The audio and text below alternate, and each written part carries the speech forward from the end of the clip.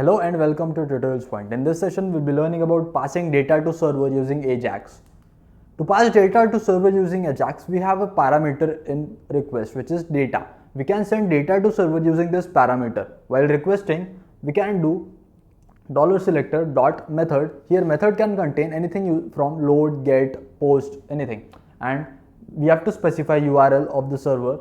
In data, we can specify the data which we want to send to the server. In callback, we have to specify the function which we want to perform after the request is successful. So to send data to server, we have to specify it in data parameter. Let's see this in practical. Here in our HTML, we have a heading tag which says sending data to server. We have an input tag of type text and ID name. We have a button with class submit and text submit. We have an empty div with ID hello. We are loading jQuery using code.jquery.com CDN. In our script, we have written $.submit.click. That is, we are appending .click event to this button.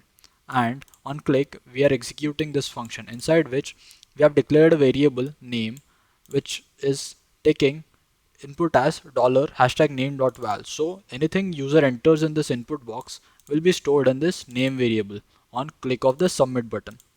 Also, we are using .post method to send data to server, which is this name. We are sending the name we obtained from user to name.php file. This is nothing but server in our case, which is here. Here I'm accepting the name sent by my HTML file and I am echoing back welcome followed by name.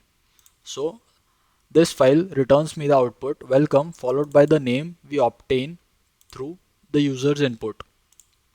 And in my response I've written $#hello.html response. So I'm appending that response to this div. Let's see the output. When I click on submit, I should see nothing happen because now we haven't inputted anything here.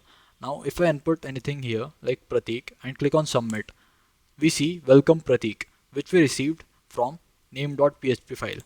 Here I have written echo welcome followed by $name, which returned me welcome followed by Pratik.